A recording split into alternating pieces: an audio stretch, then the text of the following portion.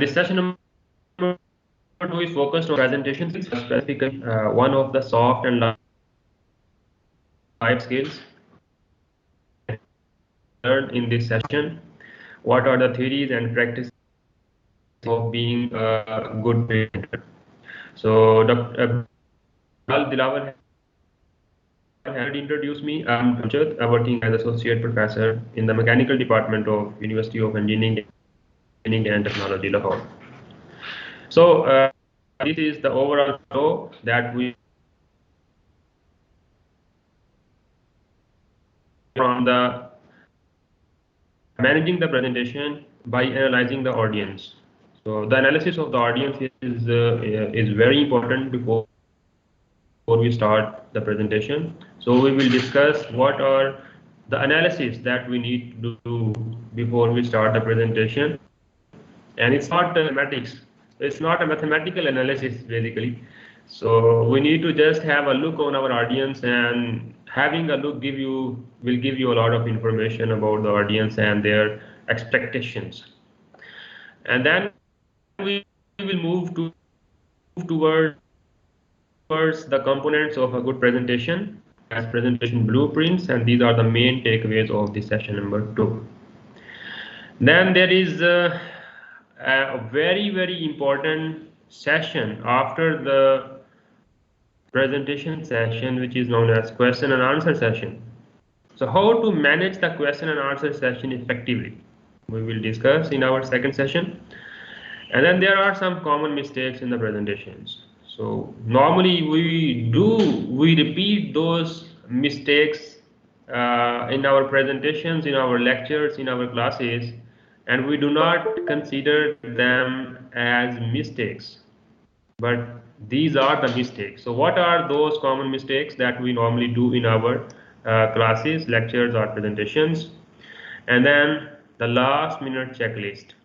So before going to the presentation venue or before going to the class, we need to check some of the important points. What are those points, which is also known as last minute checklist? And then self-assessment of presentation skills. So how good are my presentation skills? So this will be an online survey for assessing your presentation skills. So this is normally the way we start the presentation. So first of all, you give an introduction to the presentation title, you introduce yourself, and you state the workflow. The contents are the items that you are going to discuss in your presentation. And then there is a need to clarify why should you attend this session. So this is the need of every session basically. So you need to tell everybody, you need to realize the audience that why are you here? Why should you attend this session? Why this session is important? So let me clear the importance of this session. This session is important if you want to be more effective as a presenter. So if you want to be an effective presenter, then this session is going to give you a lot of tips and tricks to be a good presenter. And then if you want to learn how to present and to whom, maybe somebody, some of you are very good presenters, but they miss the second half, to whom presenter. So the presentation techniques or the methods are basically slightly modified as per the audience. So if the audience is changed, then we need to modify our presentation tactics, skills slightly. We need to fine tune those presentation methods. So if you want to learn how to present and to whom, then this session is important to attend. And then if you want to know the 3 ways the audience process the information. So when you are presenting to the audience, they are basically they are processing that information. So there is a 2-way communication when you are presenting. So Basically, when you are giving some information, then that information is being processed by the audience. So what are the three ways in which the audience process the information that you are sharing with them? So if you want to know the types of audience, and accordingly you want to change your presentations, then this session is important. This session is very important for you. And then lastly, if you want to read the mind and present in a way that is more effective. So it's not a one way traffic. It's not a one-way communication. When you are presenting, when you are giving lectures in your class, this is not one way. This is a two-way traffic basically. So when you are sharing the information with the audience, with the students, with the class, then there is a sort of feedback coming from the audience, from the student side. So you need to read you need to understand that feedback, and then you need to change your presentations accordingly. So if you want to read the mind of the audience and you want to present in a way that is more effective, then obviously this session is very, very important. Now, managing or planning your presentation, the first thing is to analyze the audience. Analysis of the audience is very, very important. So you need to set the expectations first. जिस तरह मैंने अभी आपको बताया है कि why this session is important to you. So you need to set the expectations. You need to highlight the importance, or you need to highlight the outcomes of your presentation or of your class or of your lecture. So you need to set the expectations first before you start your presentation. Or you need to make a flow of the contents that you are going to share with the audience. And then you need to clarify the needs. Why the audience is here. जो लोग बैठे हुए हैं वो यहाँ पे क्यों आए हैं? ये वो चीजें हैं जो आपने उनकी एक्सपेक्टेशन सेट करनी है. एक्सपेक्टेशंस और नीड्स, इनके दरमियान जो डिफरेंस है वो आपने क्लियर करना है. So maybe somebody is here for information regarding how to write a research paper. लेकिन यहाँ पे जब सेशन नंबर 2 स्टार्ट हुआ है तो प्रेजेंटेशंस के बारे में बात हो रही है. So there is a conflict between the expectations and the needs. So you need to bring these two things on a single page. Same page पे आने चाहिए कि जो expectations है वो set कर लें और needs को clarify कर लें. Then analysis of the audience also includes the constraints. So what are the constraints from the audience side? किसी को अगर हेयरिंग एड का इशू है, कोई ऊंचा सुनता है या किसी को करीब से देखना होता है, तो you need to identify those people, और you need to simply ask if anybody is having any problem in listening or in looking at the slides. Let's अगर आप मल्टीमीडिया यूज कर रहे हैं, सो मल्टीमीडिया में अगर किसी को नजर नहीं आ रहा या कोई दूर बैठा हुआ है वहां पे नजर नहीं आ रहा, उसको करीब ले आए, और इस तरह आप जो है वो एडजस्टमेंट कर सकते हैं कंस्ट्रेंट्स की. सो इस तरह लैंग्वेज का बैरियर सम टाइम होता है. से इंग्लिश जो है वो सम टाइम समझ नहीं आ रही होती, या अगर आपका उर्दू में लेक्चर है तो कुछ लोग ऐसे हैं जिनको उर्दू समझ नहीं आती, कुछ लोगों को पंजाबी समझ नहीं आती. So you need to analyse the constraints of the audience, right. So ऐसा नहीं है आप ये सारी चीज़ें जो है वो आप प्रेजेंटेशन या अपनी लेक्चर या क्लास के शुरू करने से पहले कर रहे हैं, ताकि आपका जब ओरिजिनल जो एक्चुअल कंटेंट शुरू हो तो उससे पहले आपकी जो सारी की सारी ये जो प्रॉब्लम्स हैं जो ड्यूरिंग द लेक्चर आपको आइडेंटिफाई होंगी वो खत्म हो चुकी हों. And then you need to analyse the demographic information of the audience. So demographics is basically the size of the audience, कि आपकी जो आवाज़ है वो आखिरी बंदे तक जा रही है या नहीं जा रही. इसी तरह आपको आखिरी बंदा नज़र आ रहा है या नहीं आ रहा, या आखिरी बंदा जो है उसको आप नज़र आ रहे हैं या नहीं आ रहे. ठीक है.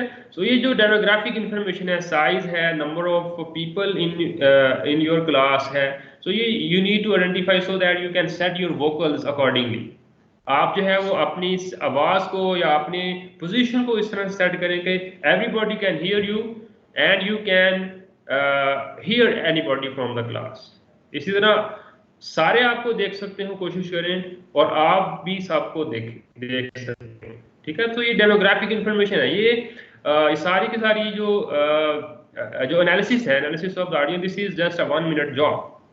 So you need to set the expectations, you need to clarify the needs, you need to analyze the constraints, what is, if there is any problem with the class, with any of the audience, regarding the language, regarding the sightening, or and if there is anybody who needs special assistance or special attention or special needs.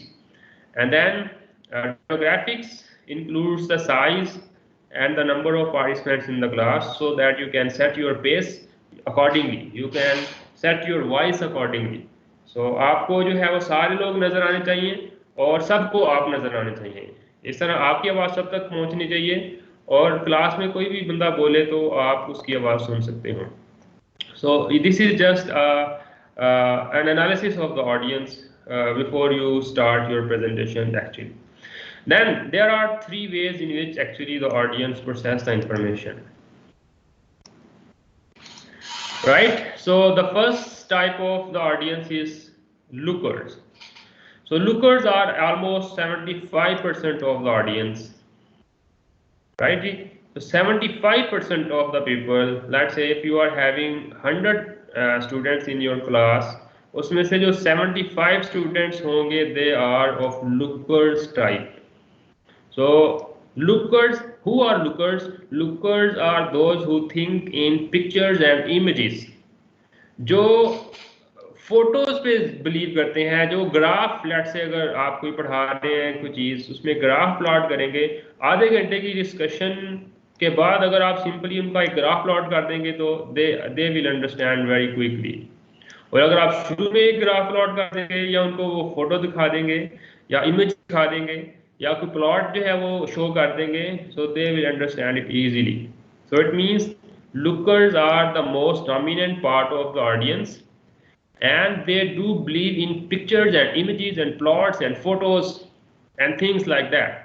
जो words हैं, लिखे हुए text है, text rich slides हैं, या जो आप बातें कर रहे हैं उनको उसमें ज़्यादा जो है वो दिलचस्पी नहीं होती. So they are more interested in pictures and images and graphs and plots. So lookers are 75% of the audience. So how will you know that who is a looker? How do you assess who is a looker and who is not a looker? So the identifications are very simple. So just looking at the audience, you will see who is a looker one. So a looker is stands up tall. अगर वो खड़ा है तो बिल्कुल सीधा खड़ा होगा, ऐसे नहीं कंधे झुकाया झुका के नहीं खड़ा होगा, बल्कि बिल्कुल सीधा खड़ा है. उसकी दूसरी पहचान ये है कि they have a good posture, they are dressed up well, appearance is important to them, कि उनका जो बॉडी पोस्चर है वो अच्छा है, they stand up tall, उनका जो ड्रेसिंग है वो बेहतर है, क्योंकि जो अपीयरेंस है, जो उनकी लुक है, वो उसको इम्पोर्टेंस देते हैं. उसके बाद दे हैव स्ट्रेस शोल्डर. अगर वो बैठे हुए हैं तो उनके जो शोल्डर्स हैं दे आर स्ट्रेस्ड, ऐसे बिल्कुल नीचे नहीं हुए हुए, या वो ऐसे टेबल पे बिल्कुल ऐसे नहीं बैठे हुए, बल्कि अपराइट बैठे हुए हैं. ठीक है जी, बिल्कुल सीधे, उनके शोल्डर्स जो हैं वो सीधे हैं. तो ये है उनकी पहचान. और they have wrinkles in their forehead. This is another identification of lookers. They have wrinkles in their forehead. उनके माथे पे बल पड़ते हैं. आप देखा होगा कुछ लोगों के माथे पे बल पड़ते हैं. ठीक है, तो जो lookers हैं, जो कि 75% of the audience है, they have wrinkles in their forehead, right? और उसकी एक और पहचान है कि they want to have a lot of eye contact. So this is another very very dominant feature of the lookers. So they want to have a lot of eye contact. वो आपकी आंख में देखते रहेंगे, आपके हाथों पे उनकी कोई वो ज्यादा नहीं है, अटेंशन नहीं है, बल्कि आपकी आंख में, आपके फेस पे देखेंगे. अगर आप इधर देखेंगे तो आपकी तरफ देखेंगे, अगर आप इधर देखेंगे तो वो इधर आपकी तरफ देखेंगे. और अगर आप मूव कर रहे हैं, वॉक कर रहे हैं या आगे पीछे जा रहे हैं, आप क्लास में पीछे जाते हैं तो वो पीछे मूव के ऐसे देखेंगे आप क्या कर रहे हैं. तो दे want to have a lot of eye contact. वो देखने से ज्यादा ताल्लुक रखते हैं। ठीक है जी। तो ये उनकी सिंपल जो है वो आइडेंटिफिकेशंस हैं, उनकी पहचान है, उनकी जो है असेसमेंट है। और इसके लिए कोई आपको बहुत ज्यादा पूछने की जरूरत नहीं है कि जी खड़े हो जाएं जो लुकर्स हैं, बल्कि नहीं, ये आपका अपना एनालिसिस है, ये आपकी अपनी जो है वो अंडरस्टैंडिंग है, आपकी अपनी असेसमेंट है कि ये वाली जो क्वालिटीज है अगर हैं, तो ये वाले जो स्टूडेंट्स हैं या ये जो ऑडियंस में ये वाले लोग हैं, ये लुकर्स हैं। और लुकर्स की जो रिक्वायरमेंट्स हैं वो हैं pictures and images, graphs and plots, photos, videos. तो इस तरह की जो चीज़ें हैं वो उनको ज़्यादा फैसिनेट करती हैं और वो ज़्यादा इजीली अंडरस्टैंड कर लेते हैं। सो फिनोमिना कोई भी हो, आर्टिकल कोई भी हो, टॉपिक कोई भी हो, फिजिक्स का हो, केमिस्ट्री का हो, मैथ का हो, नॉर्मली स्टूडेंट अंडरस्टैंड कर लेते हैं। लेकिन आपकी जो इफेक्टिवनेस है वो ये है कि आप बोलते जा रहे हो और अल्फाज उनके दिल में उतरते जा रहे हो, या आपकी जो वर्डिंग है या जो आपकी वे ऑफ टीचिंग है या वे ऑफ कम्युनिकेशन है वो इस तरह से है कि एक ही दफा स्लाइड को देखने से या बात सुनने से समझ आ जाए, so you are good presenter, you are an effective presenter. ठीक है जी। सो लुकर्स, इसके लिए ये जरूरी है कि एक्चुअली जो ऑडियंस है वो उसकी क्या रिक्वायरमेंट है, वो क्या डिमांड करती है। सो लेट से अगर हमें जो है वो 100 रुपीज चाहिए, हमारी डिमांड 100 रुपीज है, वो मिल जाए तो वी आर हैप्पी। सो यही जो साहब है वो नॉलेज में भी है। अगर कोई थर्स्टी है, नॉलेज थर्स्टी है, उसकी वो प्यास आप बुझा देते हैं, उसको वो चीज़ अंडरस्टैंड हो जाती है, तो you are a good presenter. तो इसके लिए ज़रूरी है कि आप वो थर्स्ट जो है उसको आइडेंटिफाई करें, किस वे से उसको आपने एक्विंच करना है, वो आपको वे बेसिकली पता होना चाहिए। तो उसके लिए जो है वो टाइप ऑफ ऑडियंस, बेसिकली इसको ब्रॉडली हमने 3 टाइप्स में कैटेगराइज किया है। सो lookers is one of them. So 75% of the audience are lookers and they are more interested in pictures and images, or these are the identification of lookers. Now how to communicate with the lookers? Once you have assessed, once you have identified the lookers type of audience in your class, then how do we converse with lookers? अब उनके साथ हमने communicate कैसे करना है, उनको present कैसे करना है, या उनको उनके साथ बात कैसे करनी है। So the simple way is where we finished we will start here. So give them a lot of eye contact, because giving no eye contact is considered as a signal of ignorance, lack of trust, and that will basically hurt their rapport. So अगर आप उनके साथ जब वो आंख की तरफ देखते हैं तो आप भी उनकी तरफ देख के बात करते हैं, आंख में आंख डाल के बात करेंगे, तो दे विल फील कॉन्फिडेंट, वो समझेंगे कि आप उनको जो है वो रिस्पेक्ट दे रहे हैं। और अगर वो आपकी तरफ देखते हैं और आप नजर चुरा लेते हैं, तो इट मीन्स कि you are basically ignoring them.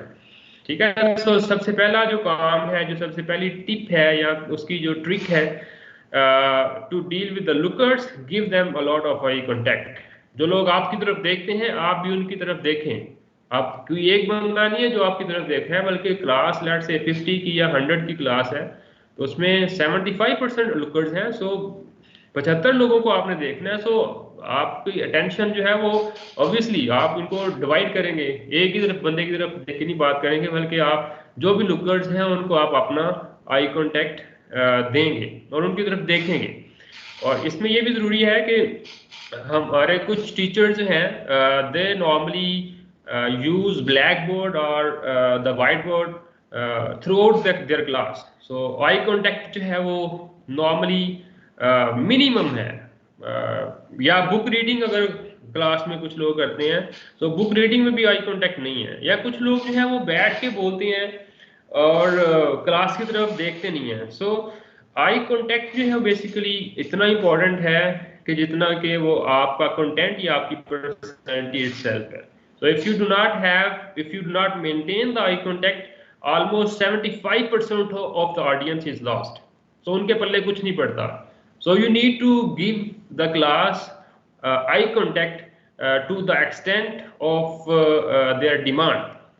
Normally जो है वो eye contact उनके कॉन्फिडेंस को मेंटेन करता है।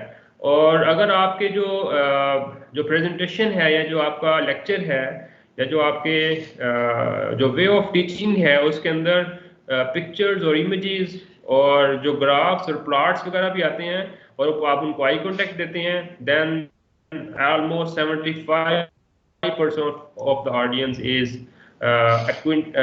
they have you have fulfilled their demand or their desire of knowledge, of understanding the knowledge you are sharing with them.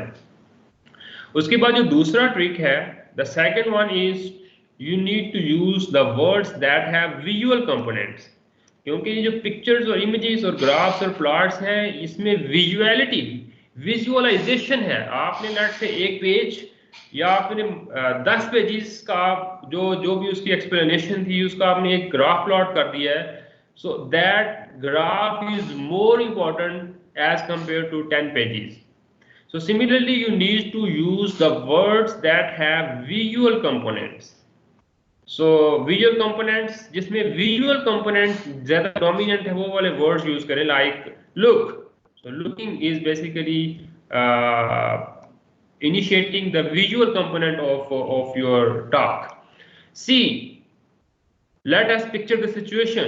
देखें जी, ये देखें ये क्या हो रहा है, आए देखें, let's do it. ठीक है, सो इस तरह के जो वर्ड्स हैं that are more important and that will trigger their attention towards you. So 75% the lookers they are more attracted towards visual components of visual components of the words that you normally talk in your presentation or in your class or in your lecture. So the first type of the audience is the lookers. So lookers are basically they are absorbing the information, and that information is more effective if that is in the form of pictures, images, graphs or plots. The second type of the audience is listeners, or you can say the second way of absorbing the information or processing the information is the listening. So almost 20% of the audience are listeners. So what do listeners require? The listeners are more interested in words and sounds. Now this is a slightly opposite to the first type of audience, which are lookers. So lookers were more interested in pictures and images, whereas listeners are more interested in words and sounds. जो आप बात कर रहे हैं they are more interested in your words. या जो आपकी slide पे या व्हाइट बोर्ड पे या ब्लैक बोर्ड पे जो आपने लिखा है वो उनको ज़्यादा फैसिनेट करता है बजाय इसके कि वो plots or images or pictures की तरफ जाएं. सो इसका मतलब ये है कि आपको you need to have a balance between the words on your slides or on your white board and the graphs or plots or images or pictures. So you need to create a balance. ऐसा नहीं है कि आप सारी की सारी slide जो है उसको टेक्स्ट से भर दें. तो आप देखेंगे if you have text rich slides, 75% or more than 80% of the audience is lost. They are not interested in what you are talking about. If you have text in your slides, और या आप जो है वो white board पर लिखना शुरू हो गए और सारा व्हाइट बोर्ड जो है वो भर दिया है लिख के और उसमें कोई भी इमेज या पिक्चर या आपने प्लॉट ड्रॉ नहीं किया, सो 75% of the audience is lost. Similarly, you need to take the listeners on board as well. So listeners are more interested in words and sounds. So जो आप यहाँ पे जो है जो आप वर्ड लिखेंगे या जो आप आवाज जो आपकी साउंड है वो उसमें जो अल्फाज निकल रहे हैं they are more interested in those words. So how will you identify that who are the listeners? There are some identifications of the listeners as we have discussed in case of lookers. So listeners they are not dressed up well. Opposite to the lookers, they were dressed up well. लेकिन जो listeners हैं उनकी dressing कोई इतनी अच्छी, वो इतने ज़्यादा कॉन्शियस नहीं होते अपनी ड्रेसिंग के बारे में. ठीक है जी. They look down into the left, ये उनकी एक जो है वो आइडेंटिफिकेशन है कि they look down towards left. Lookers were looking at you all the time. ठीक है, आप जिधर जा रहे हैं वो आपकी तरफ देख रहे हैं, और अगर आप उनकी बैक पे चले जाते हैं तो वो मुड़ के बैक की तरफ आपकी तरफ देख लेंगे। लेकिन जो लिसनर्स हैं they always look down towards left. आप चाहे फ्रंट पे हैं, स्टेज पे हैं, या आप उनकी बैक पे चले गए हैं, उनका जो बॉडी पोस्चर है वो they rarely change their body posture. So they always looking down towards left and they are basically paying attention whatever you are saying। ठीक है जी, या वो व्हाइट बोर्ड की तरफ देखेंगे तो वो पढ़ रहे होंगे जो आपने व्हाइट बोर्ड पे या जो आपकी प्रेजेंटेशन स्लाइड पे लिखा हुआ है।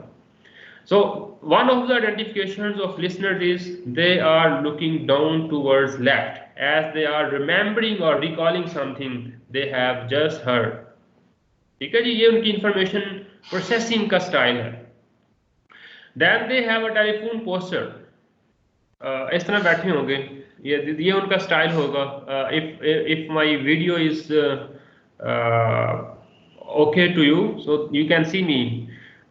टेलीफोन पोस्टर है उनका, या उनका ठोड़ी के नीचे हाथ है, they have hand there under their head. ठीक है, ऐसे है या फिर ऐसे बैठे हैं, तो ये उनका बैठने का स्टाइल है। So just looking at the audience, अगर आप ऑडियंस की तरफ एक तायराना नजर डालेंगे so you can identify who one is listener or who one is the looker. So once you identify, then you accordingly you need to give the attention to the lookers and to the listeners।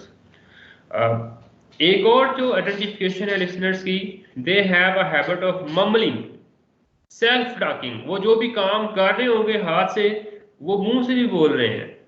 ठीक है, सो let's say अगर आप bag pack कर रहे हैं, अपने travel पे जाना है, अच्छा आपने जो है वो रख लिया है, शर्ट्स भी रखनी है, आपने सॉक्स भी रखनी है, पैंट्स भी रखनी है, आपने जो है वो वेस्ट भी रख ली है, अच्छा जी मैंने वो शैम्पू भी रख लिया, टूथपेस्ट भी रख लिया। So whatever you are thinking you are basically talking.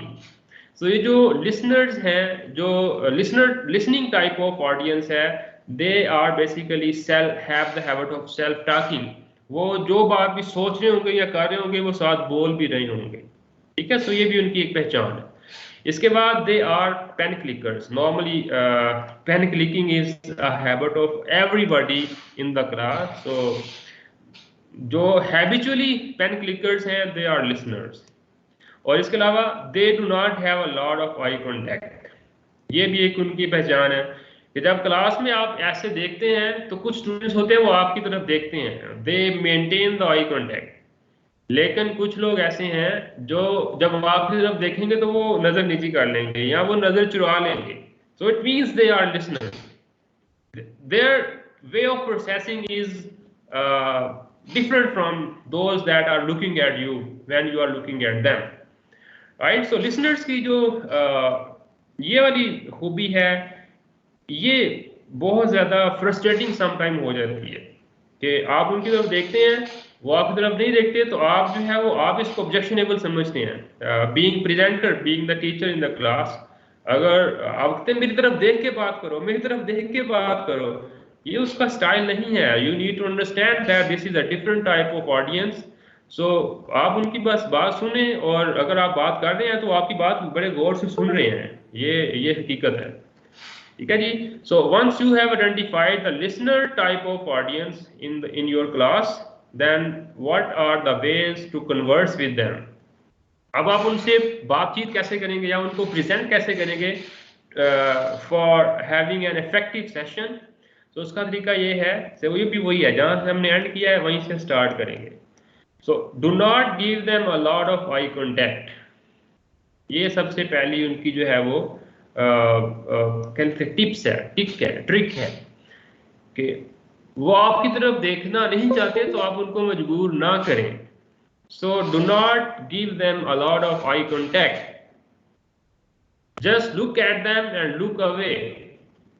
आप जब बोल रहे हैं तो आप ऐसे नजर दौड़ा रहे हैं, सो जो आपकी तरफ देख रहे हैं उनको आई कॉन्टैक्ट दें for a couple of moments, और जो आपकी नजर मिलते ही नजर चुरा लेते हैं जस्ट गिव देम अप। सो उसको जो है वो आप बार बार ना यकीन दिलाएं कि वो आपकी तरफ देखे, right? So do not give them a lot of eye contact, Just look at them and look away.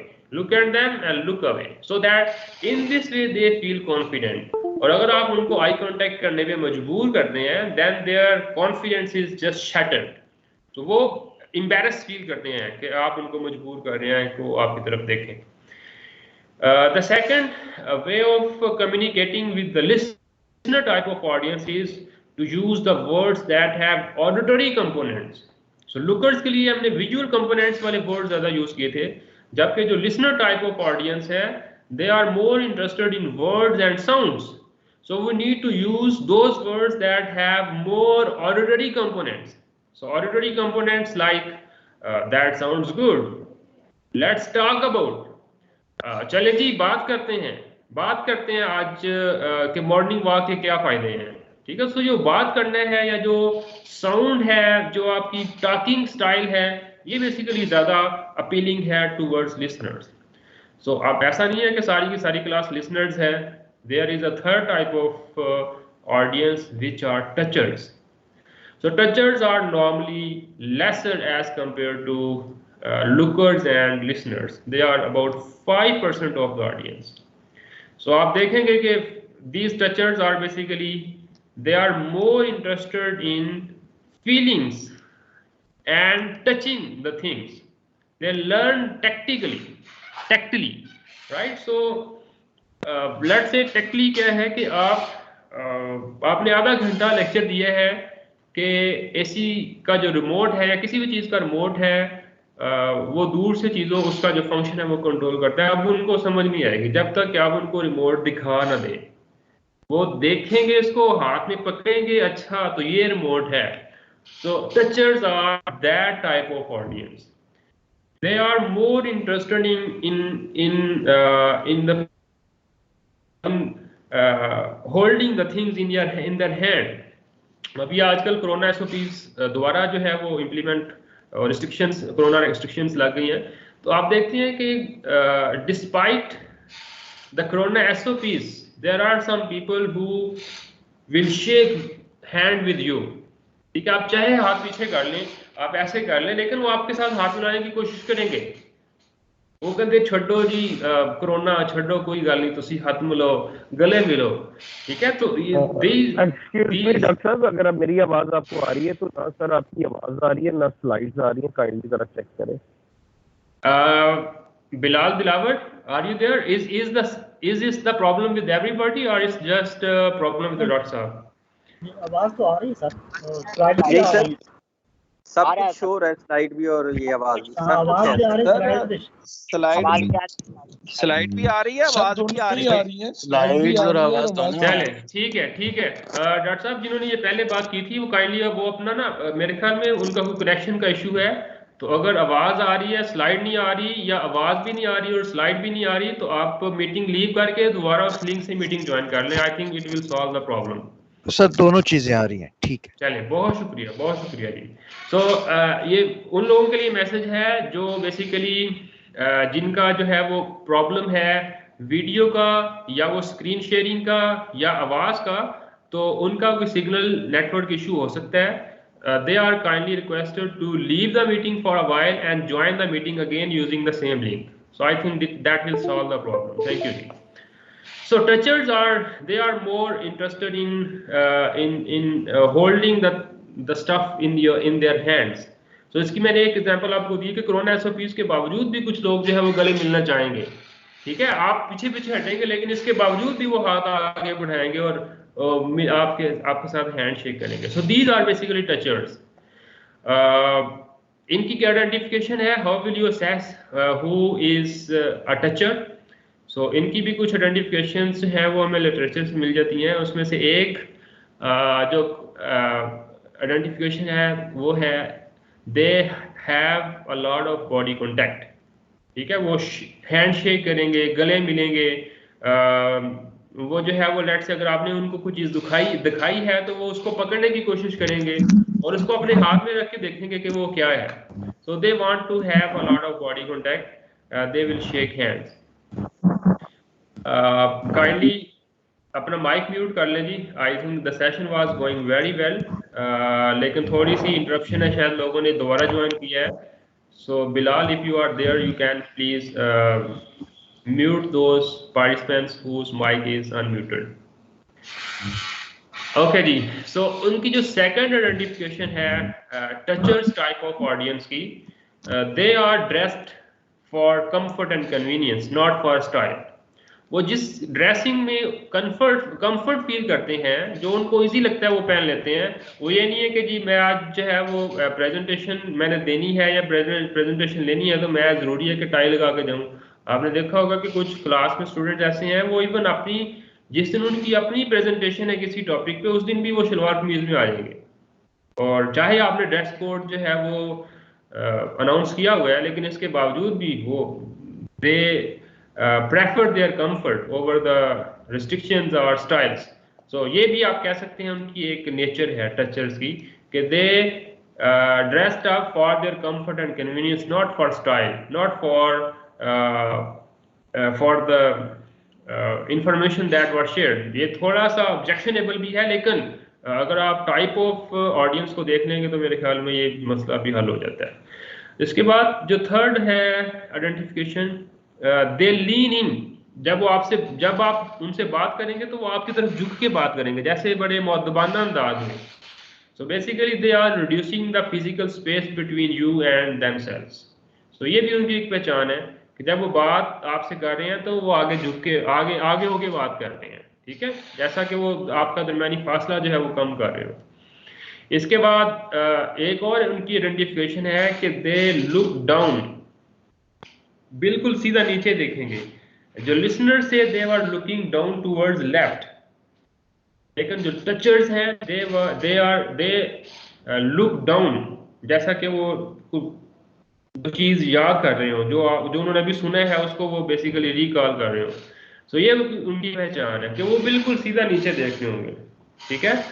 और अब आप उनके साथ जो है वो कन्वर्सेशन कैसे करेंगे, या उनको आप प्रेजेंटेशन कैसे देंगे, या उनके साथ बातचीत कैसे करेंगे। Use the words that have feeling components because they are more interested in feelings. जो गर्मजोशी से ज्यादा गर्मजोशी से शेक हैंड करेगा, वो उसको ज्यादा वो उनको जो है वो इत्मीनान होता है कि ये वाकई मेरे साथ जो है वो बड़ा अच्छा रिलेशन है इनका, ठीक है। सो ये फीलिंग्स वाले कंपोनेंट्स जो हैं वो वाले वर्ड्स आप यूज करें, जैसा कि how do you feel about, ठीक है जी, लेट्स गेट इन टच। आपको कैसा लगेगा अगर आप सुबह सुबह उठ के नहर के ऊपर ठंडे घास पे आप चल रहे हो, तो जो कैसा लगेगा, how will you feel. So ये वाले जो वर्ड्स हैं they are more attractive towards touchers. So touchers are almost 5% of the audience. अब ये जो 5% है या 20% है या 75% है, अब ये कोई डिस्क्रीट नहीं है, और जरूरी नहीं है कि एक क्लास या एक जो आपकी ऑडियंस है उसमें कोई एक पर्टिकुलर टाइप हो। So there is a mixture of all the types of audience, ठीक है। So you need to prepare your presentation, you need to prepare your lecture in such a way that you are basically addressing the needs of all these types of audience. Lookers भी हैं, listeners भी हैं और टचर्स भी हैं। तो ऐसा ना हो कि आप अपनी क्लास के अंदर सिर्फ मॉडल्स लेके आ जाएं। सो मॉडल्स लेके आए वो लोगों को दिखाएंगे तो that will actually fulfil the needs of let's say 5 to 10%। लेकिन अगर आपने वो मॉडल ड्रॉ कर दिया है तो it will be fulfilling the need of 75% of the audience. और अगर आपने उसके साथ कोई वर्ड्स, कोई कमेंट्री लिख भी दी है और बोल भी दी है, तो you are basically making the audience happier than using a single style. So कहने का मतलब ये है कि आपने कोई सिंगल स्टाइल यूज नहीं करना। You need to be very good in mixing the things. आपने ग्राफ भी इंक्लूड कर लिया अपनी प्रेजेंटेशन में, या प्लॉट कर दिया व्हाइट बोर्ड पे या ब्लैक बोर्ड पे, प्लस उसके साथ कुछ इंफॉर्मेशन लिख भी दी है और बोल भी दी है, ठीक है। सो ताकि सारे जो लुकर्स भी हैं, जो लिसनर्स भी हैं और टचर्स के लिए अगर आपने वो फिजिकल मॉडल जो है वो क्लास में लेके आ गए हैं, sometime teachers have the habits and they are very good actually. So उनके बैग में जो है वो लेट्स से अगर वो बात कर रहे हैं उसकी बॉल की या स्फेरिकल स्फीयर्स की, तो उनके पास वो हैं, उनके बैग में है, वो दिखाते हैं बच्चों को। लेट्स से जो केमिस्ट्री में अगर NaCl का जो स्ट्रक्चर है क्रिस्टल स्ट्रक्चर है वो उनके पास वो मॉडल होता है. So if they are basically sharing the model, they are having their slides or lectures planned in such a way that is including the graphs, plots, as well as the commentary words, and they are basically expressing those words. So you are basically fulfilling the needs of 100% of the audience. Touchers, listeners, and lookers, everybody is satisfied, and that will make you a very good presenter, a very good an effective presenter. Then we will move towards the next topic of our session, which is components of a good presentation. So basically, what are the things that make a good presentation? So there are basically 4 things. The first thing is the topic content. So normally in our sessions, it is given the feedback from the audience that despite everything, जो भी आप presentation skills बताते हैं, इसके बावजूद अगर किसी बंदे की टॉपिक पे ग्रिप नहीं है ना, तो वो अच्छा प्रेजेंटर नहीं हो सकता. और ये 100% वैलिड है कि अगर आपको टॉपिक की अंडरस्टैंडिंग नहीं है, अगर आपकी अपने सब्जेक्ट या उस टॉपिक या उस आर्टिकल के ऊपर ग्रिप नहीं है, तो आपकी चाहे जितनी मर्जी अच्छी प्रेजेंटेशन स्किल्स हो, you can not understand, you can not satisfy the audience. So first of all you need to have a very good understanding of the topic, and then उसके बाद presentation skills जो हैं उसमें you need to be mastered in your arranging the contents of that topic. Alright, so structure जो है वो है presentation का, then body language. तो ये अब आपकी पर्सनल जो है वो कॉम्पिटेंसी आ जाएगी. तो बॉडी लैंग्वेज आप कितना यूज कर रहे हैं, और उसके बाद वर्बल डिलीवरी, आप जो है वो बोल रहे हैं, कैसे बोल रहे हैं, बहुत तेज बोल रहे हैं या बहुत स्लो बोल रहे हैं, ऊंचा बोल रहे हैं या बहुत जो है वो आप लो टोन में बात कर रहे हैं. तो ये जो चीजें हैं, ये आपकी सारी चीजें that will make a good presentation. So in structure there should be a clear introduction, there should be a clear body, the main idea that you going to share with the audience, and then there should be a clear conclusion of your session or of your class. This will make you a good presenter as well as a good presentation. And then the third thing is the body language. So there are teachers who normally used to sit in the chair and deliver the whole lecture. कुछ लोग जो है वो dice पे खड़े हो जाएंगे ऐसे और अपना सारे का सारा लेक्चर झाड़ देंगे. कुछ लोग ऐसे हैं कि वो कभी वो स्टेज पे होते हैं, कभी वो ऑडियंस के अंदर चले जाते हैं, और कभी वो रुक के बात करते हैं, कभी वो चलते चलते बात करते हैं, कभी चलते चलते रुक जाएंगे, कभी रुके चल पड़ेंगे. सो ये बॉडी लैंग्वेज है. और फिर हैंड्स का यूज करते हैं और वो स्माइल देते हैं या गुस्सा करते हैं. सो ये सारी की सारी ये जो बॉडी लैंग्वेज है basically that will make a good presenter. और हम इसको डिस्कस करते हैं इसमें क्या क्या है. तो बॉडी लैंग्वेज में आपका जो कंफर्ट है, कॉन्फिडेंस है, जेस्चर्स हैं, आई कांटेक्ट है, आप कितना आई कांटेक्ट मेंटेन करते हैं, एंड देन विजुअल एड्स हैं. So we will discuss it later. उसके बाद वर्ब डिलीवरी. आप देखें टॉपिक कंटेंट इटसेल्फ जो है वो बहुत अगर अच्छा हो और उसमें ये चीजें ऐड ऑन हो जाएं, तो that will make a plus point. तो बेसिकली वो सोने पे सुहागा हो जाएगा. ठीक है. सो वर्बल डिलीवरी में you need to set the pace and pauses. आप जो है वो कितना गैप और आप जो है वो पेस लेके आप बात करते हैं, आपकी जो बोलने का स्टाइल है वो कितने हैं, आप पॉजेस लेते हैं या आप मुसलसल बोलते चले जा रहे हैं. So what is your volume, vocal range. So आप इतना स्लो बोल रहे हैं कि किसी को जस्ट जो फ्रंट बेंचर्स हैं वो उनको सुनाई दे रहा है, और जो पीछे वाले हैं वो बिल्कुल डम बैठे हुए हैं, उनको आवाज ही नहीं आ रही. तो आपकी जो वोकल रेंज है, जो आपकी बोलने का स्टाइल है, बोलने की स्पीड है, और पॉजेज जो हैं रुक रुक के बोलते हैं या आप तेज बोलते चले हैं. सो ये everything will count towards a good presentation. So now we will discuss one by one. In the structure, we need to have a good, very clear introduction.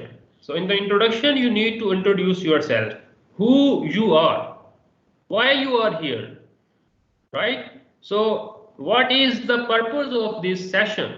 So you need to clarify these questions in a very clear way.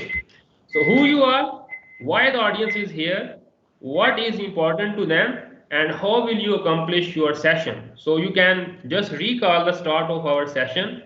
So Bilal Dilawar introduced me and I introduce myself again.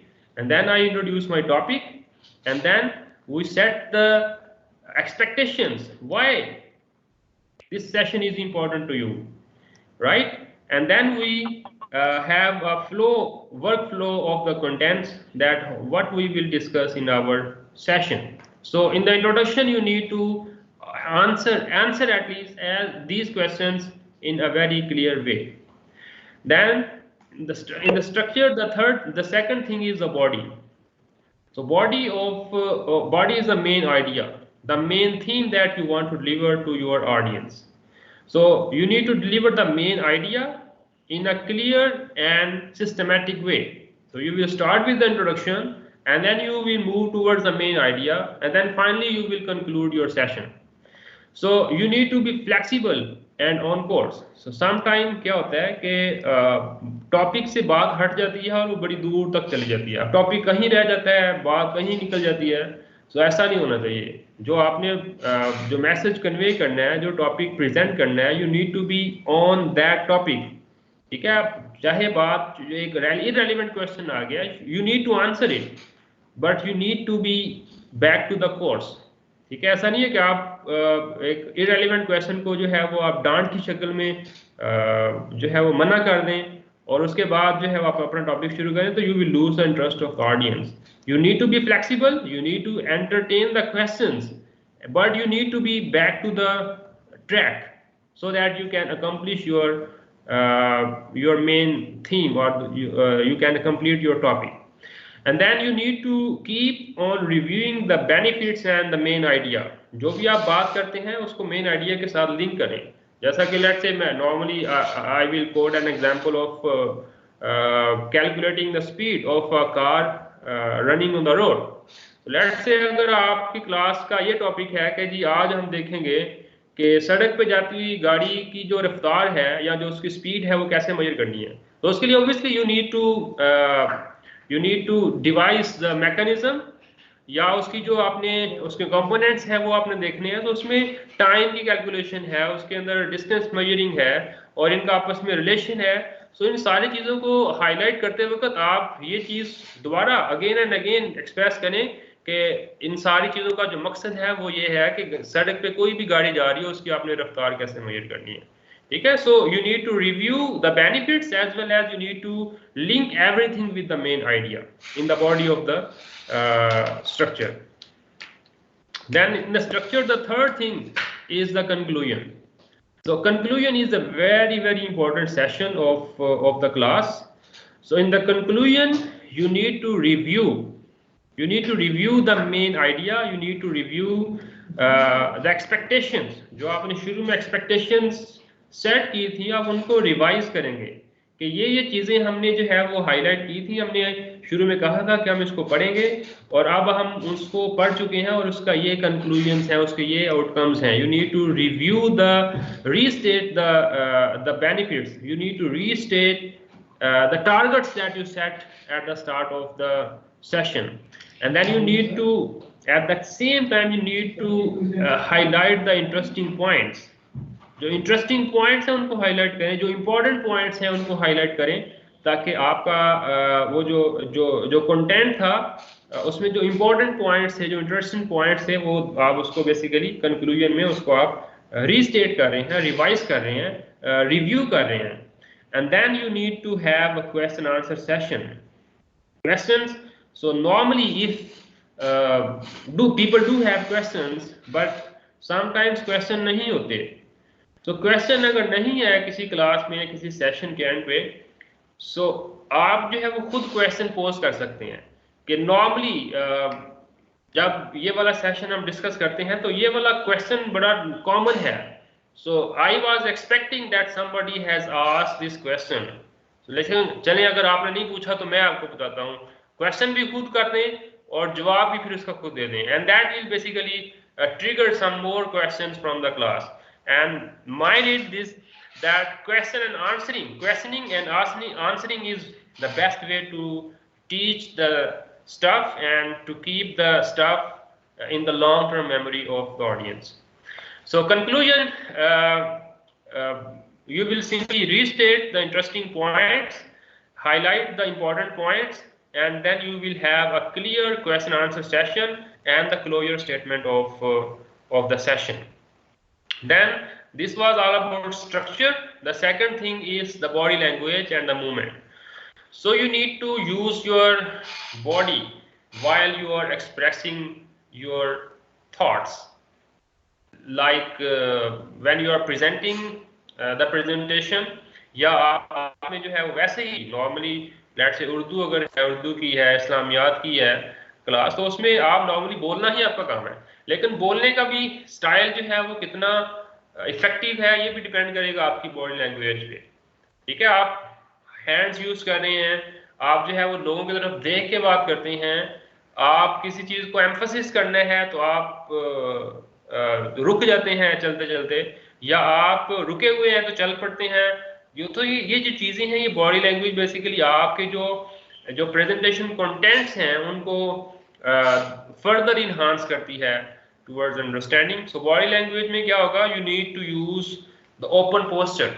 So class में ऐसा नहीं है कि आपने pocket में हाथ डाल के सारा लेक्चर दे दिया है, या हाथ पीछे बांध के, या आपने डाइस के ऊपर ऐसे बैठ के सारा लेक्चर पढ़ दिया है। So you need to use the open posture, hands को मूव करें। ठीक है, आप जो है वो क्लास के अंदर अगर पॉसिबल हो तो हल्का सा मूव करें, एक जगह से दूसरी जगह चेंज करें, ताकि जो लिसनर्स हैं, जो लुकर्स हैं, वो अपना जो they can give you the feedback accordingly. उसके बाद eye contact, very important. So you need to maintain the eye contact with the lookers and you need to look at the listeners and look away. और at the same time जो है वो आप अपना काम जो आप अभी से अगर कोई चीज़ आपने देखी तो वो भी कर रहे हैं, लेकिन साथ साथ ऑडियंस के साथ आप जो है वो आई कांटेक्ट भी मेंटेन रखा हुआ है। सो आई कांटेक्ट अगर नहीं है तो that will actually create a lot of problems. अच्छा जी, उसके बाद फेशियल एक्सप्रेशंस हैं। So you need to give the facial expressions. अगर कोई चीज़ इंटरेस्टिंग है तो स्माइल दें, और अगर आप लेट से कहीं कोई गलत काम हुआ तो उसके लिए गुस्सा शो करें। ठीक है, अप टू सम एक्सटेंट, तो ये बहुत ज़रूरी है। And you need to give good gestures. So very good, thumb up. ठीक है, और इसी तरह आप जो है वो अप्रिशिएट करें क्लास के अंदर या अपनी प्रेजेंटेशन में। And then you need to use a good body posture. ऐसा नहीं है कि आप क्लास में टेक लगा के बैठ गए हैं, वो पुराने जो हमारे मास्टर्स होते थे स्कूलों में, मतलब बैठ गए हैं और कुछ बच्चे जो है वो अपनी मर्जी से जो करते जा रहे हैं, या आप जो है वो डाइस के ऊपर जाके खड़े हो गए ऐसे और आपने सारा लेक्चर वहाँ पे पढ़ दिया। आप जो है वो अपना पोस्टर बिल्कुल सीधा रखें, चलें फिरें क्लास में अगर पॉसिबल हो। और उसके बाद जो है वो ये वाली चीज़ें जो है वो बड़ी इंपॉर्टेंट है, आई कॉन्टेक्ट है, ओपननेस है, फेशियल एक्सप्रेशंस हैं और जेस्चर्स हैं, और इसके अलावा स्पेस है। So you need to maintain a space between you and the audience. So इसमें एक स्पेस का जो कंपोनेंट है वो ये भी है, नॉर्मली ये कॉमन मिस्टेक भी है कि नॉर्मली द प्रेजेंटर और the teacher stands between the projector and the screen. So projector और स्क्रीन के दरमियान खड़े हो जाने से आपका प्रोजेक्शन जो है वो स्क्रीन पर जाएगा, वो चीज़ बच्चे या ऑडियंस नहीं देख सकेगी जो उनको दिखाना आप दिखा रहे हैं। सो यू नीड टू, ये एक एस्पेक्ट है टाइम एंड स्पेस का। और सेकंड एस्पेक्ट ये है कि आप अपनी स्पेस या अपनी लोकेशन या अपनी पोजीशन ऐसी रखें कि आपको सारी क्लास नज़र आ रही हो और सारी क्लास आपको देख सकती हो।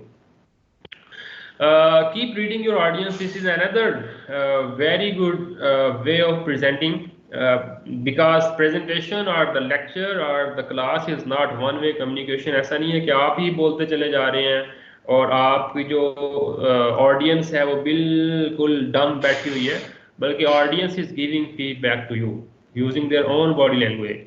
So sometimes जो है वो क्लास में स्टूडेंट्स बोलते भी नहीं है लेकिन वो बहुत कुछ कह रहे होते हैं। सो अगर आपके पास वो अंडरस्टैंडिंग है उनको समझने की, तो उनके बोले बगैर आप वो सारी चीज़ें समझ जाते हैं और आप जो है वो अपनी जो टीचिंग स्टाइल है या जो आपका प्रेजेंटिंग स्टाइल है उसको आप उसके अकॉर्डिंगली चेंज कर देते हैं। तो अगर तो आपको पता है कि उनकी बॉडी लैंग्वेज जो कर रही है वो क्या कह रहे हैं, then you will actually identify, you will change your style. So you need to keep reading the audience body language. So इसमें क्या होगा, अगर कोई इंटरेस्टेड है तो वो आपको पता चल जाएगा, अगर वो लोग बोर हो रहे हैं तो वो उसका पता चल जाता है, अगर आप ओपन हैं और ऑडियंस भी ओपन है तो उसका पता चल जाएगा, या पता चलेगा कि ऑडियंस को यरगमाल बनाया हुआ है, किसी को बात करने की जरूरत नहीं है और सारे दबे पड़े हुए हैं।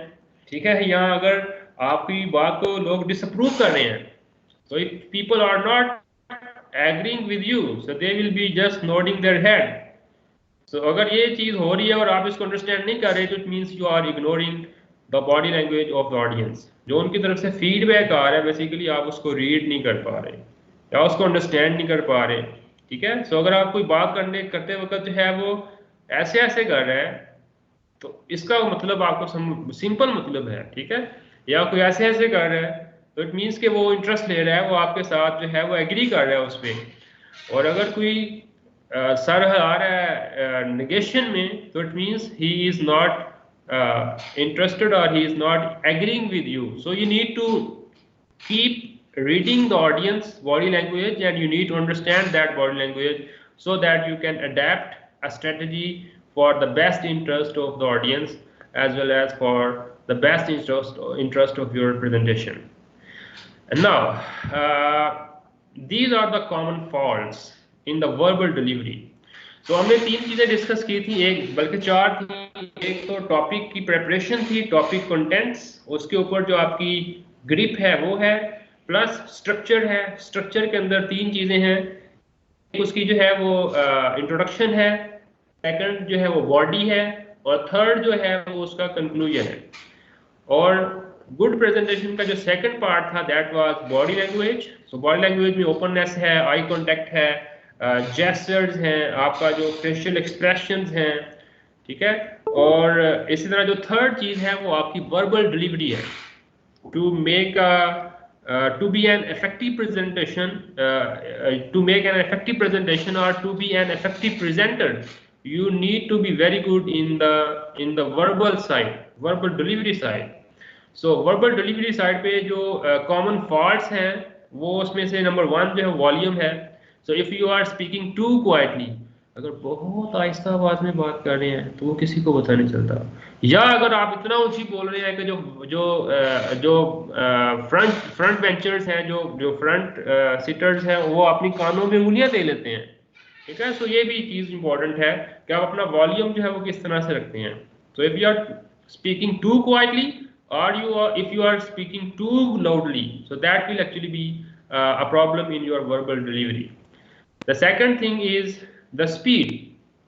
Speaking speed, if it is too quick, अगर बहुत तेजी से बोल रहे हैं तो people will feel problem in the comprehension of the information. वो उसको प्रोसेस नहीं कर पाएंगे, वो उसको अंडरस्टैंड नहीं कर पाएंगे अगर आप बहुत तेजी से बोलते जा रहे हैं। और अगर इतना आप स्लो पेस में बात कर रहे हैं कि लोगों को नींद आ जाए, तो ये भी चीज़ ठीक नहीं है। सो कुछ लोग जो है वो अपनी वॉल्यूम, स्पीड और वर्बल डिलीवरी को with the passage of time वो कर लेते हैं, मेंटेन कर लेते हैं या इम्प्रूव कर लेते हैं।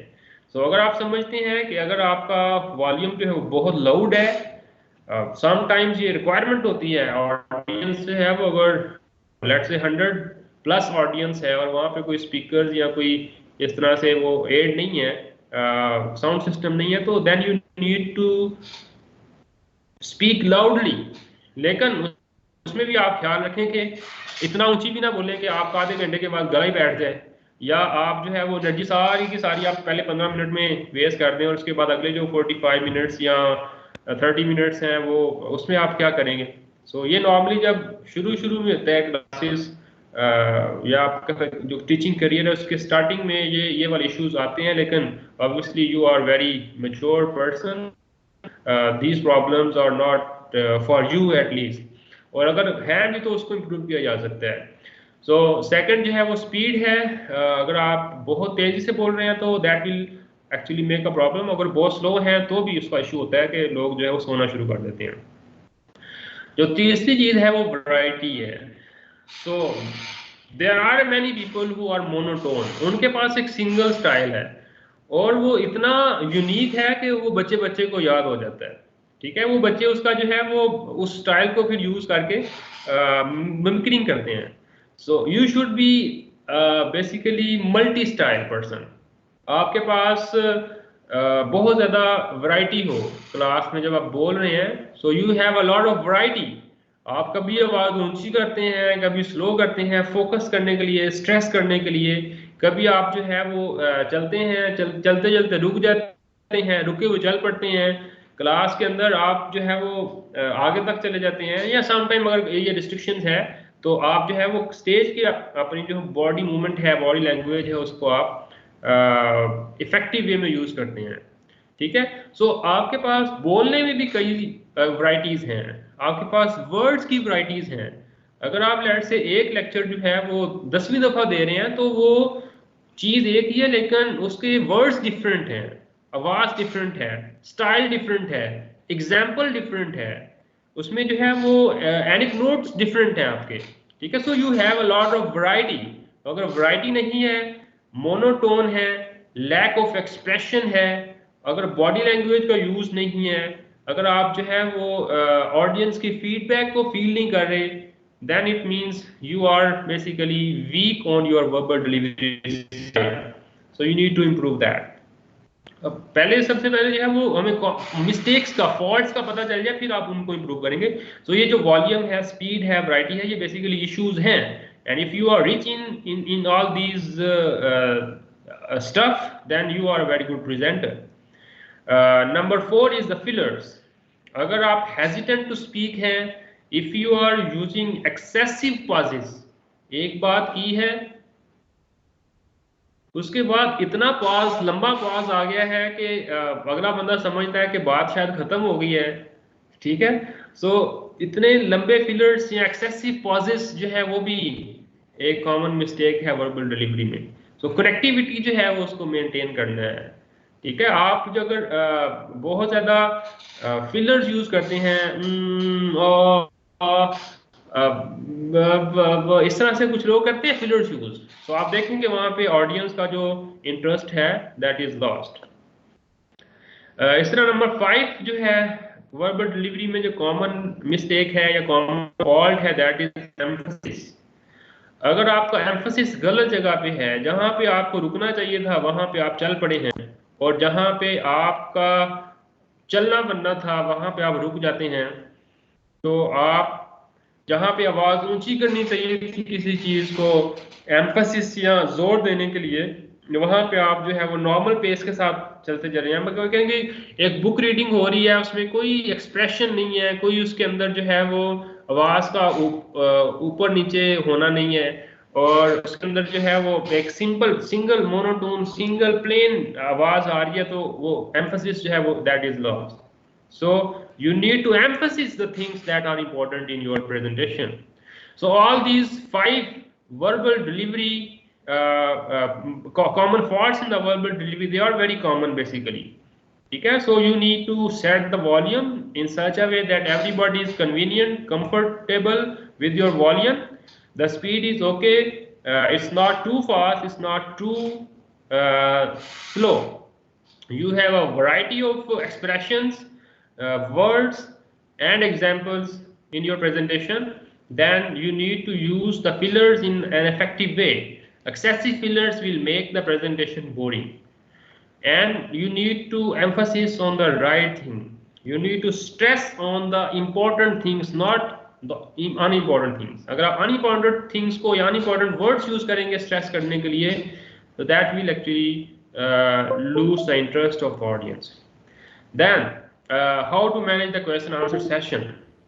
This is very important. So managing the question answer session is also a technique in the presentation. So first of all you need to have a question answer session, number 1. Number 2, अब आपने question answer session को manage किस तरह से करना है, उसके लिए हमने कुछ सिनेरियोज डेवलप किए हैं। लेट्स से केस 1 या सिनेरियो 1 ये है कि somebody dislikes spontaneous questioning. Let's say अगर आप में से कोई क्वेश्चन अचानक क्वेश्चन कर दे तो मैं जो है वो कंफ्यूज हो जाता हूँ, या मैं टॉपिक से, मेरा टॉपिक ही वो बिल्कुल ब्रेन से निकल जाता है। तो अगर इस तरह की सिचुएशन है, then you need to write out and practice potential questions. अगर आप में से किसी का ये इशू है कि वो अचानक क्वेश्चन से बिल्कुल वो जो जो चल रहा था थॉट में, दिमाग में जो थॉट चल रहा था उससे वो हट जाता है, वो समझ ही नहीं आती कि क्या बात हो रही थी। तो उसके लिए ज़रूरी है कि they need to write down the potential questions and practice those questions. आप शुरू से ही लिसनर्स को आप कह दें कि आप जो भी आपका क्वेश्चन हो वो आप लिख लें। So in the question answer session we will discuss those questions. ये आप एक स्टाइल है, अगर आप स्पॉन्टेनियस क्वेश्चन आप जो है वो इसको पसंद नहीं करते। उसके बाद केस 2 है कि let's say somebody feels uneasy not knowing his listeners. Let's say बिल्कुल ये नॉर्मली कॉलेजेस में ऐसा नहीं होता, क्योंकि आप एक पूरे का पूरा सेशन जो है वो पढ़ाया है, लेट्स से वो सेमेस्टर है, तो आपने 4 to 6 मंथ्स जो है वो स्टूडेंट्स के साथ इंटरेक्ट किया है। और अगर आपका एनुअल सिस्टम है तो पूरे का पूरा साल जो है वो नॉर्मली स्टूडेंट के साथ कांटेक्ट करता है। तो कॉलेजेस में ये इशू नहीं है, लेकिन सम टाइम अगर आप कोई कॉन्फ्रेंस में जाते हैं या आपने कोई किसी ऐसी जगह पे बात करनी है जहाँ पे लिसनर्स जो ऑडियंस है वो आप उनको जानते नहीं है, तो उसके लिए फिर, या किसी ने ऐसा क्वेश्चन कर दिया है कि आपको पता ही नहीं चला कि किसी कौन बोल रहा है, ठीक है, तो उसके लिए फिर ये है, ये एक टिप है कि you should greet people as they enter. जब लोग आ रहे हैं तो आप उनको देखें भी और उनको एक साइन ऑफ एक्सेप्टेंस दें कि आपने उनको जो है वो नोट कर लिया है। और उसके बाद can ask question by show off hands, कि ये भी आप शुरू में, ये क्वेश्चन प्रेफरेंसेस है बेसिकली। तो you can set the question preferences, कि अगर आपका कोई क्वेश्चन हो तो आप हाथ खड़ा करके पूछ सकते हैं, या आपकी प्रेफरेंस अगर ये है कि लेट मी टॉक फर्स्ट, मुझे अपना टॉपिक जो है वो कंप्लीट करने दें, और उसके बाद जो है वो हम अपने क्वेश्चन आंसर सेशन में डिस्कस करेंगे। सो आप क्वेश्चन लिख लें ताकि आपका जो क्वेश्चन हो उसको जो है वो क्वेश्चन आंसर सेशन में डिस्कस किया जा सके। तो ये बेसिकली क्वेश्चन प्रेफरेंसेस हैं आपने जो शुरू में सेट करनी है। उसके बाद एक और केस है, let's say somebody is easily distracted from his central points, कि क्वेश्चन पूछा है तो उससे पहले जो टॉपिक चल रहा था वो बिल्कुल स्किप हो गया है, वो माइंड से निकल गया है। तो उसका हल भी ये है कि you need to ask the listeners at the start of the session to hold the questions and comments to the end of the talk, ठीक है। या आप उनको कह दें कि आप जो है वो you can answer the questions in between the major points। Let's say एक टॉपिक था, उसके अंदर 2 पॉइंट्स थे, तो एक पॉइंट कवर करने के बाद आप क्वेश्चंस ले लें और उसके बाद दूसरा टॉपिक शुरू करें और उसके एंड पे जो है वो आप क्वेश्चंस ले लें। तो इस तरह से भी आप जो है वो इजीली मैनेज कर सकते हैं। एक फोर्थ केस है जिसमें कोई ऐसा क्वेश्चन आ जाता है that is difficult to question, या आपके वो स्कोप से बाहर है, या जो क्वेश्चन पूछा गया है उसकी इंफॉर्मेशन नहीं आपको, या वो क्वेश्चन का आंसर आता ही नहीं है सिरे से। Then how to handle those difficult situations in the presentation, क्योंकि ऐसा क्वेश्चन आ गया है जिसका आपको आंसर नहीं पता।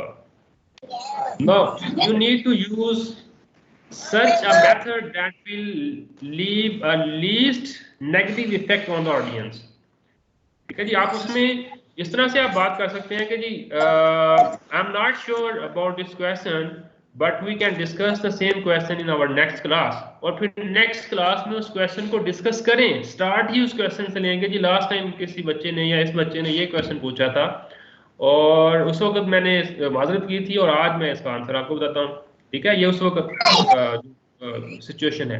या आप ये भी कह सकते हैं कि लेट्स से अगर कोई अननोन ऑडियंस है, आप कहीं किसी कॉन्फ्रेंस में प्रेजेंट करने गए हुए हैं, या आप किसी ऐसी जगह पे प्रेजेंटेशन दे रहे हैं जहाँ पे फर्स्ट टाइम है और आप लोगों को नहीं जानते, तो आप कह सकते हैं कि I have noted your name, या आप अपना मुझे नाम लिखवा दो, हम बाद में इस पे बात कर लेंगे, ठीक है?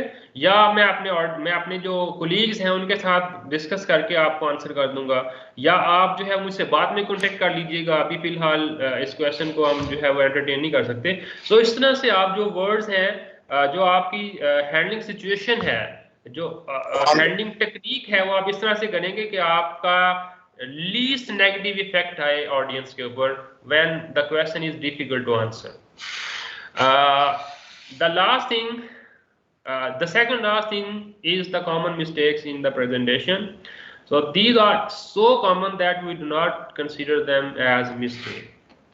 So इसमें सबसे पहले जो है वो देखें, टॉकिंग टू फास्ट से हम ऑलरेडी इसको डिस्कस कर चुके हैं। ये कुछ लोग हैबिचुअल हैं, they are talking too fast, कोई पॉजेज नहीं है, ठीक है, ब्रेक्स नहीं है, आई मीन जो बात के साथ बात कनेक्टेड इतनी ज्यादा है कि वो एक ही बात लगती है पूरे का पूरा लेक्चर।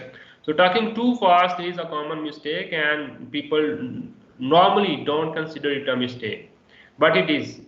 उसके बाद रीडिंग स्लाइड्स बाय बटन, आप वर्ड बाय वर्ड जो है वो स्लाइड को रीड कर रहे हैं। So you are not basically expressing your own thoughts, you are not sharing your own understanding of whatever is written on the slide, या जो बोर्ड के ऊपर आप लिख रहे हैं तो लिखते चले जा रहे हैं, आपका जो है वो क्लास के साथ कनेक्शन नहीं है, आई कांटेक्ट नहीं है। So this is a common mistake in the presentation or in delivering a lecture. Similarly the standing position, अगर आप अगर आप मल्टीमीडिया यूज कर रहे हैं तो आपकी जो स्टैंडिंग पोजीशन है, sometimes the presenter is standing between the projector and the screen, जैसे कि पहले भी डिस्कस हुआ है। सो ये जो है वो ये स्टैंडिंग पोजीशन ठीक नहीं है। या आप ऐसी जगह पे खड़े हैं जहाँ पे ऑडियंस आपको देख ही नहीं सकती, या आप ऑडियंस में से कुछ को नहीं दे सकते, तो ये जो स्टैंडिंग पोजीशन है ये भी आपकी ऐसी होनी चाहिए जहाँ पे आप सबको देख रहे हो और सारे आपको देख रहे हो। And if you are using some multimedia or projector, you should not stand between the projector and the screen. उसके बाद speaking during the transition, let's say अगर आपने एक स्लाइड से दूसरी साइड मूव करना है तो पहली स्लाइड का दूसरी साइड के साथ कनेक्शन बनाएं।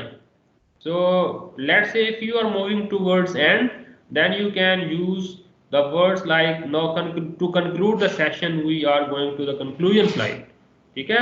या अगर आपने पिछली स्लाइड में लेट्स से अगर आपने कहा था कि जी कार की स्पीड मेजर करने के लिए हमें टाइम चाहिए, तो अगली स्लाइड में डिस्टेंस है, तो आप ये मेंशन करें कि टाइम के साथ साथ डिस्टेंस भी हमें चाहिए होता है।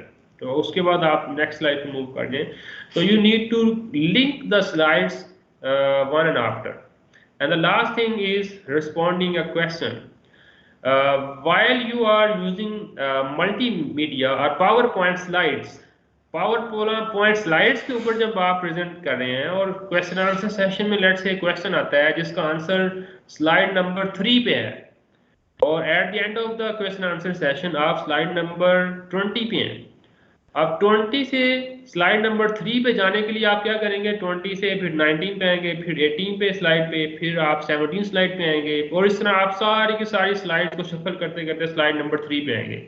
तो this is a common mistake.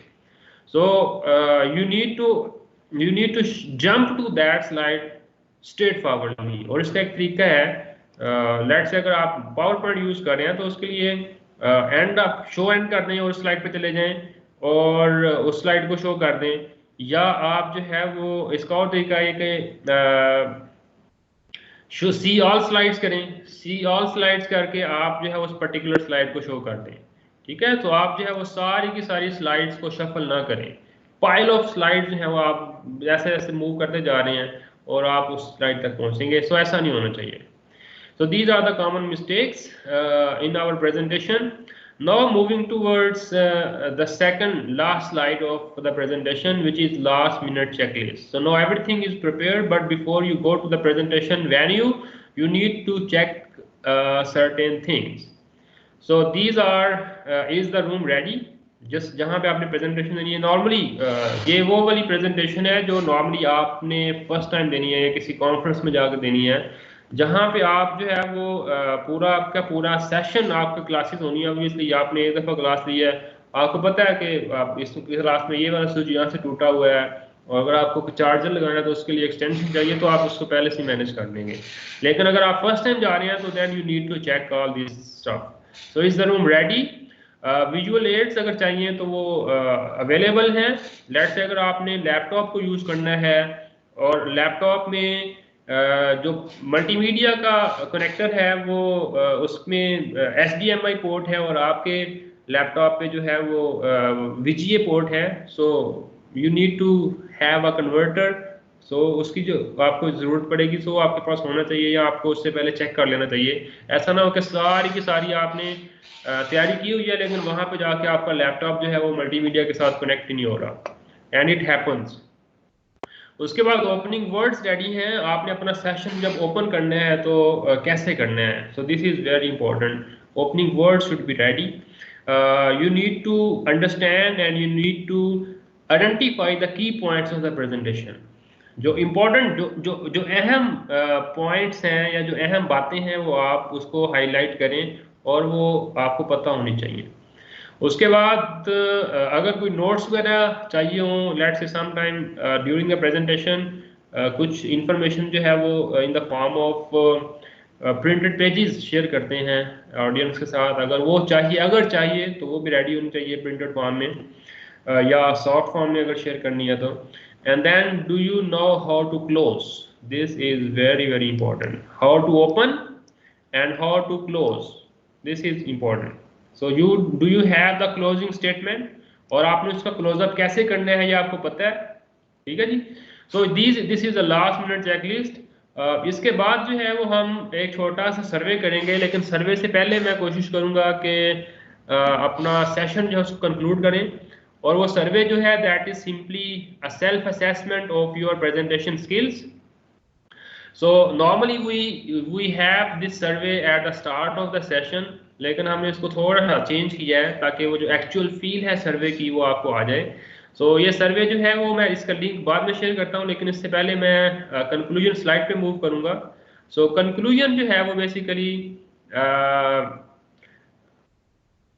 just to conclude the whole session, so this is what we discussed in our session. So no, you need to revise as we discussed in the structure of the presentation. In the conclusion you need to recap, or you need to restate the important points that you discussed in your presentation.